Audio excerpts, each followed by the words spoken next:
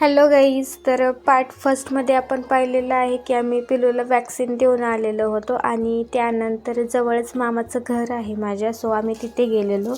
तर माझ्या मम्मीला एकाच गावात दिलेले, म्हणजे तिचं सासर आणि माहेर जवळच आहे, फक्त एक गल्ली आतमध्ये आहे. तर म्हटलं जायच्या आधी आजी आजोबांना मामांना सगळ्यांना भेटून घ्यावं, सो मी त्यामुळे इथे आलेले होते.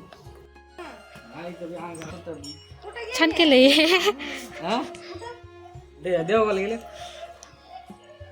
मी म्हणलंच आई कुठे गेली असं. या म्हणलं जाऊन मग.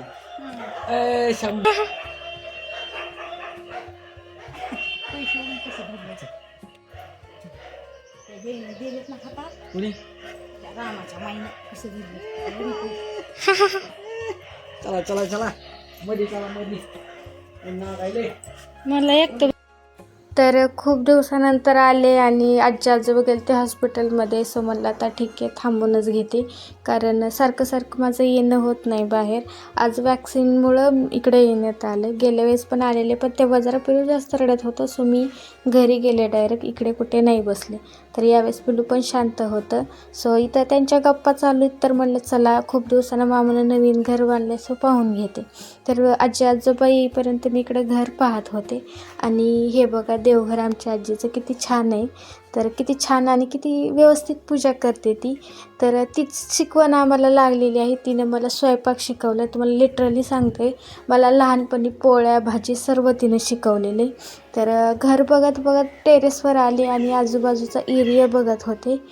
तर मला लहानपणीचे दिवस आठवलेले. खूप चेंजेस झाले होते इकडे सगळे. तर हे बघून खूप छान वाटत होतं मला. असं लहानपणीचं म्हणजे मोठं झाल्यानंतर पाहिलं तर वेगळं दिसतं सगळं, सो ते छान वाटतं. आणि हे बघा मामानं इथं शिवाजी महाराजांची फ्रेम लावलेली आहे, ती मला खूप आवडलेली. तर त्यानंतर आजी आजोबाला भेटले, त्यांचा व्हिडिओ काही घेतला नाही मी आणि घरी आले.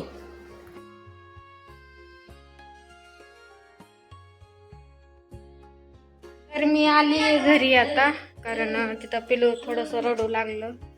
तर मग आता जेवण वगैरे करते दुपारचं, आणि आता सध्या तरी तो खेळतोय, रडत नाही. सो बघूया, आज होळी पण आहे. आणि त्यानंतर तुम्ही बघितलंच असेल आम्ही मामाच्या घरी गेलेले. सो हा व्हिडिओ कसा वाटला आहे कमेंटमध्ये नक्की सांगा. आवडला तर लाईक शेअर सबस्क्राईब नक्की करा. सो आता होळीचा ब्लॉग मी दुसरा बनवतो. बाय.